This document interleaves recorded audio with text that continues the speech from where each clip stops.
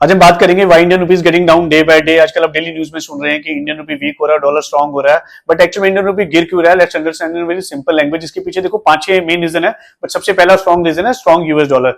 जब भी अमेरिका में इंटरेस्ट रेट बढ़ते हैं तो इन्वेस्टर अपना सारा पैसा यूएस मार्केट में शिफ्ट करते हैं, बिकॉज उन्हें वहां पे ज्यादा वैल्यू मिलती है as compare to any other market. इससे डॉलर की डिमांड बढ़ती है और इंडियन रुपी वीक होना शुरू हो जाता है। दूसरा मेन रीजन है इंडिया बहुत कुछ इंपोर्ट करता है, बट स्पेशली इंपोर्ट करता है क्रूड ऑयल, गोल्ड और इलेक्ट्रॉनिक आइटम्स, और जो भी ये पेमेंट्स होती है सारी डॉलर्स में होती है, तो इंडियन रुपीस को कन्वर्ट करके डॉलर्स में जाके ये चीजें परचेज होती है। अब जब भी ऑयल प्राइसेस बढ़ते हैं तो इंडिया को और डॉलर चाहिए, रिजल्ट रुपी पे प्रेशर क्रिएट होता है, रुपी नीचे आता है।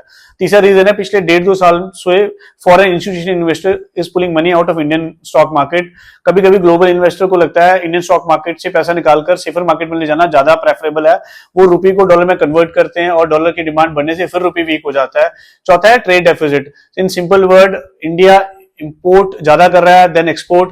इससे क्या हो रहा है कि कंट्री में पैसा कम आ रहा है, रेदर देन कंपनी से पैसा ज्यादा, कंट्री से पैसा ज्यादा बाहर जा रहा है। इससे रुपी पे प्रेशर क्रिएट होता है और रुपी की वैल्यू अगेन डाउन जाती है। और एक और रीजन है इन्फ्लेशन। अगर प्राइसेस इंडिया में कंटिन्यूसली इंक्रीज होते हैं तो जो रुपी की परचेसिंग पावर है वो धीरे धीरे करके कम हो जाती है और अगेन रुपी पे प्रेशर क्रिएट होता है। बट सारे सेक्टर्स के लिए ये वीक रुपी खराब नहीं होता, कुछ सेक्टर्स के लिए अच्छा भी होता है, जैसे इंडियन आईटी कंपनीज के लिए अच्छा है, एक्सपोर्टर्स के लिए अच्छा है, बिकॉज डॉलर्स में अर्निंग करने वाले लोगों को बेनिफिट होता है, बिकॉज उनका डॉलर इनकम रुपी में ज्यादा होने से उनकी वैल्यू बढ़ती है। बट कॉमन पीपल को ये बहुत इंपैक्ट करता है, उनके लिए पेट्रोल महंगा, इंपोर्टेड फोन महंगे, बाहर स्टडीज करना, बच्चों को पढ़ाना महंगा। सो ओवरऑल जब भी करेंसी डाउन जाती है उसके बहुत सारे फैक्टर्स होते हैं, उसका एक फैक्टर नहीं होता।